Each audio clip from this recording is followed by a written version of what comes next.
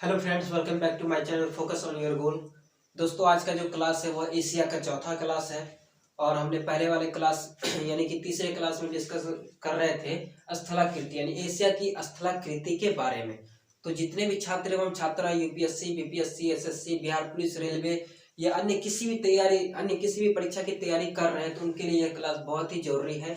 तो आइए अब हम चलते हैं एशिया की स्थलाकृति के बारे में, जो कि कल के पिछले क्लास में हम लोग आधा एशिया की स्थलाकृति के बारे में जान चुके थे और अब उसके आगे जानेंगे।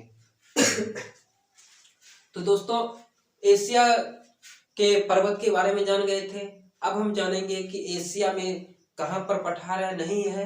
तो एशिया में बहुत से प्रसिद्ध पठार भी हैं। एशिया में के प्रसिद्ध पठार जो है वह तिब्बत का पठार है। एशिया में बहुत से प्रसिद्ध पठार भी हैं और वह पठार तिब्बत का पठार है। तिब्बत का पठार जिसकी ऊंचाई समुद्र तल से 4000 मीटर है। कितना है? 4000 मीटर है। तो एशिया के प्रसिद्ध पठार, एशिया के प्रसिद्ध पठार के बारे में पहले लिख लेते हैं। एशिया के प्रसिद्ध पठार, एशिया के प्रसिद्ध पठार। तो एशिया के प्रसिद्ध पठार दोस्तों तिब्बत का पठार है। कौन सा है? तिब्बत का पठार। तिब्बत का पठार है।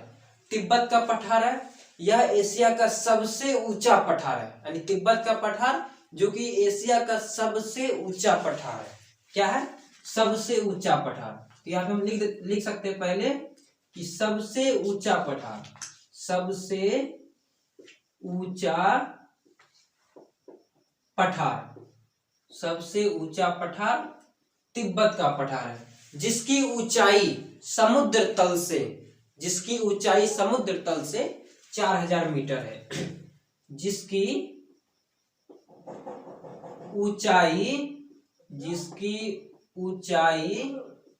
समुद्र तल से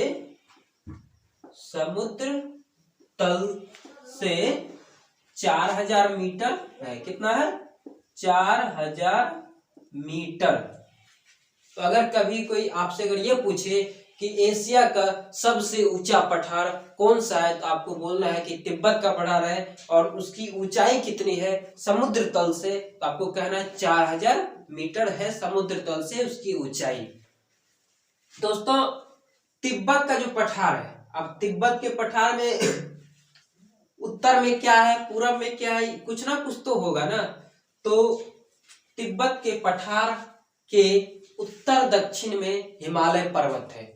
तिब्बत पठार के उत्तर दक्षिण में हिमालय पर्वत है और तिब्बत पठार के उत्तर पश्चिम में काराकोरम पर्वत है और तिब्बत पठार के उत्तर में कुनलुन पर्वत है। ये 3 पर्वत है जो कि तिब्बत पठार के आसपास ही यानी अगल बगल में ही घूम रहे हैं। तो कौन कौन सा पर्वत है? तिब्बत पठार के उत्तर दक्षिण में हिमालय पर्वत है और तिब्बत पठार के उत्तर और पश्चिम में काराकोरम पर्वत है और तिब्बत पठार के उत्तर यानी कि ऊपर में कुनलुन पर्वत है। तो इसको भी लिख लेते हैं। इसको लिखते जाइएगा या फिर स्क्रीनशॉट लेकर के आप लोग रख सकते हैं और बाद में लिख सकते हैं।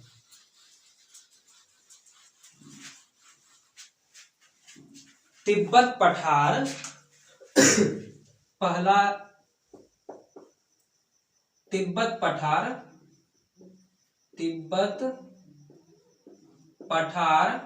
के उत्तर दक्षिण में हिमालय, कौन सा है? हिमालय पर्वत है। तिब्बत पठार के उत्तर दक्षिण में कौन सा पर्वत है? हिमालय पर्वत। अगर कभी कोई आपसे ये पूछे कि तिब्बत पठार के उत्तर दक्षिण में कौन सा पर्वत है, उत्तर दक्षिण में कौन सा? हिमालय पर्वत, हिमालय पर्वत, हिमालय पर्वत। अब तिब्बत पठार के उत्तर पश्चिम, उत्तर पश्चिम, पश्चिम में कौन सा पर्वत है? तो आपका काराकोरम पर्वत, काराकोरम पर्वत है। यानी कि ये जैसे तिब्बत का पठार है, तो ये उत्तर हो गया, ये दक्षिण हो गया, ये पश्चिम हो गया और ये पूरब हो गया। तो ये आपके उत्तर और दक्षिण में आपका हिमालय पर्वत, यानी कि उत्तर, दक्षिण, पश्चिम और पूरब। तो उत्तर और दक्षिण में हिमालय पर्वत है और उत्तर और पश्चिम में काराकोरम पर्वत है। और उसके बाद तीसरा कि तिब्बत पठार के उत्तर में क्या है? तो कुनलुन पर्वत है। तिब्बत पठार के उत्तर में कुनलुन पर्वत है, कुनलुन पर्वत है। कौन सा पर्वत है? कुनलुन पर्वत। और यहीं पर तिब्बत पठार के उत्तर में, तिब्बत पठार के उत्तर में चीन का एक प्रसिद्ध मैदान भी है, चीन का प्रसिद्ध मैदान भी है। तो इसको भी लिखेंगे कि तिब्बत पठार के उत्तर में, यानी कि ऊपर में चीन का प्रसिद्ध मैदान है, प्रसिद्ध मैदान है। और वह मैदान कौन कौन है? तो तारीम तथा जुंगारियन। कौन है? तारीम तथा जुंगारियन, ये दो मैदान है जो कि चीन के प्रसिद्ध मैदान है। चीन का ये सिचुआन बेसिन, चीन का सिचुआन बेसिन और गोबी का पठार और लोयस का पठार भी मुख्य है, ये भी है। इसके मैदान के अलावा आपका चीन का सिचुआन बेसिन, गोबी का पठार और लोयस का पठार भी मुख्य है। तो इसको भी लिख लेते हैं।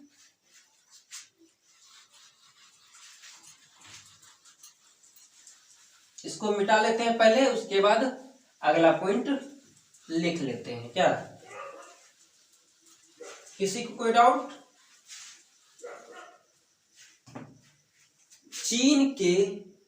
चीन का सिचुआन बेसिन और गोबी का पठार और लोयस का पठार भी मुख्य है, यानी प्रसिद्ध है। चीन का सिचुआन बेसिन, सिचुआन बेसिन, गोबी का पठार, गोबी है, गोभी नहीं है खाने वाला, गोबी का पठार और लोयस का पठार भी मुख्य है। और लोयस का पठार भी मुख्य है। क्या है? मुख्य है। दूसरे पठारों में, इसी में है, दूसरे पर आपका बहुत सारा पठार आता है एशिया में, तो दूसरे पठारों में आप इसको देख सकते हैं। दूसरे पठारों में आपका आ जाता है अनातोलिया का पठार, अनातोलिया का पठार, अनातोलिया आपका आ गया। अरब का पठार, अरब का पठार, भारत का दक्कन पठार,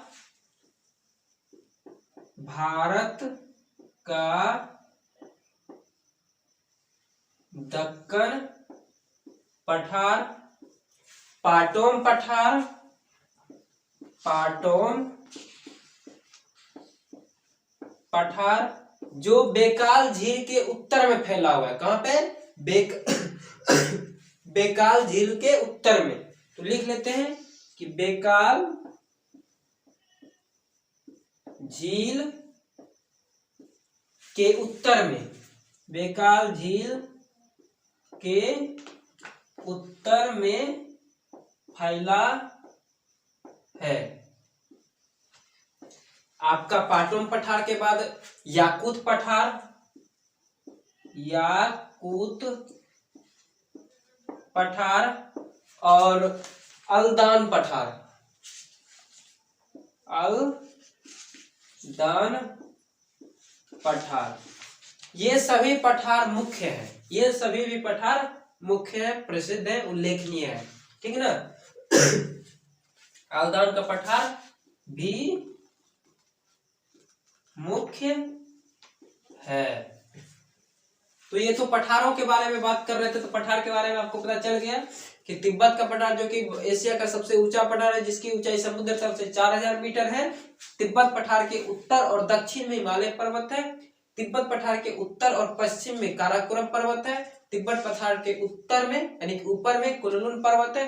तिब्बत पठार के उत्तर में चीन का प्रसिद्ध मैदान तारिम तथा जुंगारिया मैदान है। चीन का सिचुआन बेसिन, गोबी का पठार, लोयस का पठार भी मुख्य है। दूसरे पठारों में बात करें तो अनातोलिया का पठार, अरब का पठार, भारत का दक्कन पठार, पाटोम पठार जो कि बेकाल झील के उत्तर में फैला हुआ है, और याकूत पठार, अल्दान पठार, यह सभी पठार मुख्य है। तो पठार के बारे में भी हम लोग बात कर लिए। अब हम लोग जानेंगे द्वीप के बारे में, द्वीप समूह के बारे में जानेंगे। तो इसको नोट कर लीजिए, मिटाते हैं। द्वीप समूह के बारे में बात करेंगे।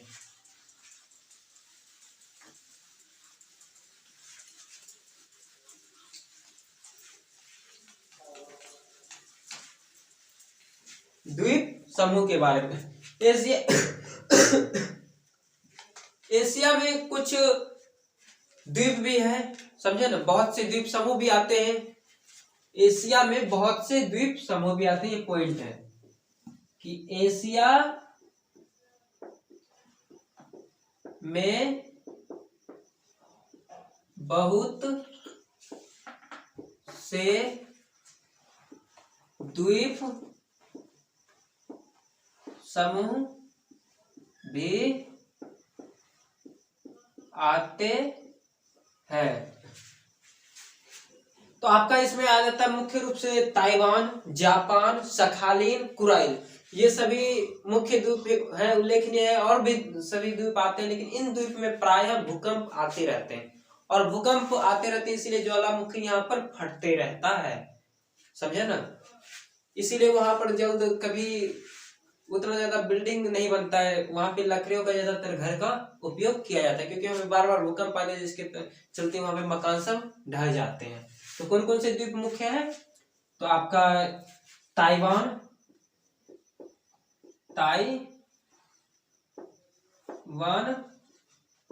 जापान, सखालीन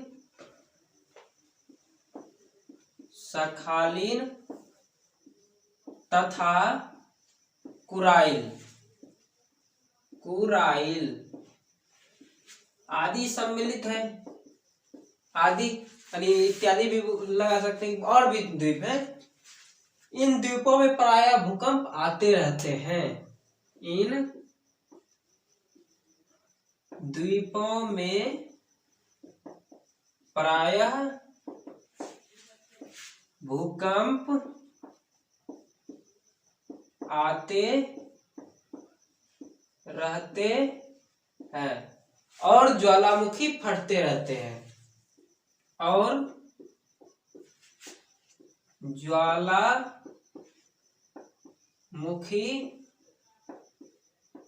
फटते रहते हैं। ठीक, यहां तक आ गया समझ में आप लोगों को कि ताइवान, जापान, सखालीन और कुराइल ये सभी मुख्य द्वीप हैं। इनमें प्रायः भूकंप आते रहते हैं और ज्वालामुखी फटते रहते हैं। तो हमने यहाँ पर द्वीपों की बात कर ली। अब हम लोग करेंगे मैदान के बारे में। एशिया के कुछ प्रसिद्ध मैदान भी हैं। तो एशिया के प्रसिद्ध मैदान के बारे में भी बात करते हैं कि कौन कौन से हैं।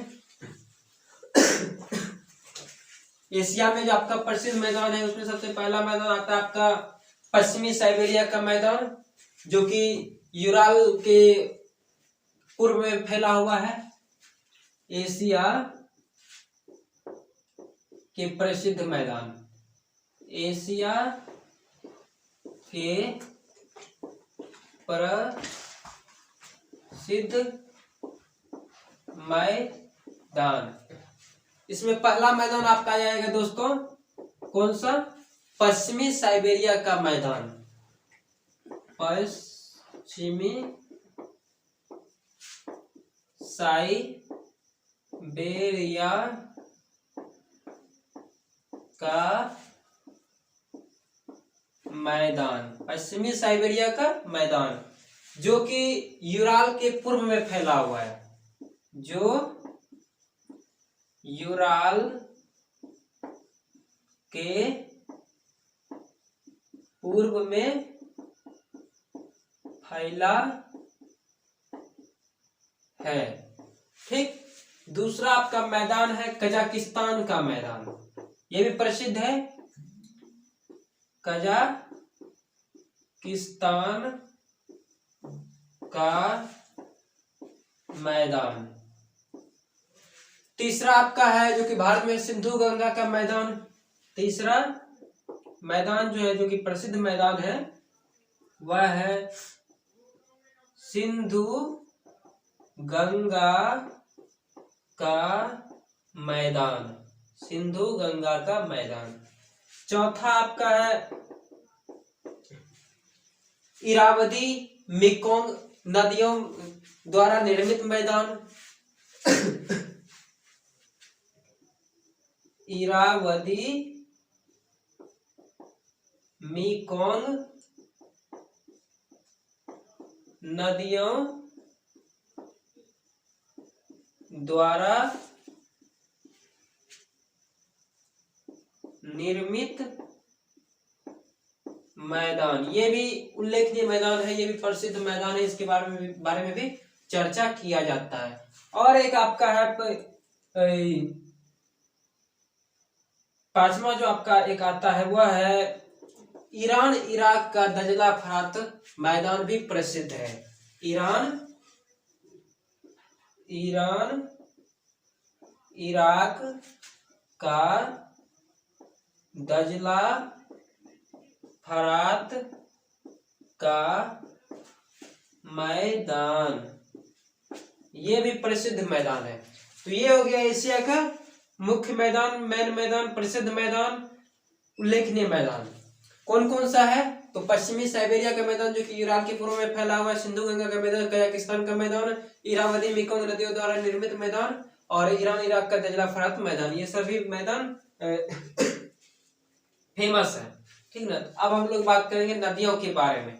एशिया में नदियां भी तो है, कौन सी नदी सबसे बड़ी नदी है एशिया का, तो चोंगजियांग। कौन सी नदी सबसे बड़ी नदी है लंबाई में, चोंगजियांग। उसके बाद कौन सा आता है, चोंगजियांग के बाद हवांग ही, जिसको पीली नदी भी कहते हैं। उसके बाद आपका अम्मू आता है, गंगा, कोलेमा, सर, इरावदी, तारिम, दजला, ये सभी 9 नदियां हैं जो कि एशिया की सबसे लंबी नदियां हैं। एशिया का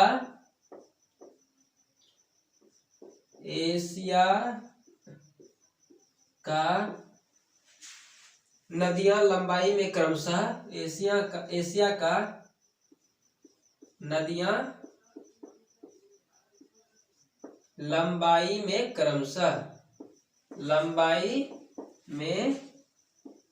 क्रमशः तो आपका पहला नदी जो होगा दोस्तों वह होगा चोंगजियांग, ये चाइना का लगता है, चोंगजियांग। दूसरा आपका है चोंगजियांग हवांग ही, इसका दूसरा नाम आपका पीली नदी भी है, पीली नदी। तीसरा आपका है अमू। कौन सा है? अमू। आम आम कहते कहते अमू बोलिएगा। चौथा आपका है कोलेमा, गंगा। चौथा सबसे लंबी नदी एशिया का गंगा नदी, जो कि अपने गंगा माँ है, गंगा नदी। पांचवा आपका है कोलेमा, कोलेमा नदी। छठा आपका आ जाता है सर, छठा सर नदी। सातवां आपका है इरावदी नदी, इरावदी नदी। आठवां आपका आ जाता है तारीम नदी, तारीम नदी। और नौवां आपका आ जाता है दजला नदी, दजला नदी। ये सभी एशिया के मुख्य नदी है, प्रसिद्ध नदी है। सबसे लंबाई में क्रमशः ये इसके बाद चौंगजियोंग सबसे लंबी नदी है, उसके बाद हवंग ही है, उसके बाद अमू है, गंगा है, कोलेमा है, सर है, इरावदी है, तारीम है, दजला है। ये सभी नदियां हैं। तो एशिया का जो स्थलाकृति के बारे में हम लोग पढ़ रहे थे, आज एशिया का स्थलाकृति समाप्त हो गया, यही तक था। अब हम लोग पढ़ेंगे जलवायु के बारे में, जो कि जलवायु के बारे में हम लोग अगले क्लास में पढ़ेंगे। आज के लिए बस इतना ही, और आप लोगों से रिक्वेस्ट है कि आप लोग जितना भी इसको पढ़ा रहे हैं सबको नोट करते जाइए और सभी को याद अच्छे से करते रहिए, ठीक ना? रिवीजन करना ना भूलिए। और आज के लिए बस इतना ही। जय हिंद।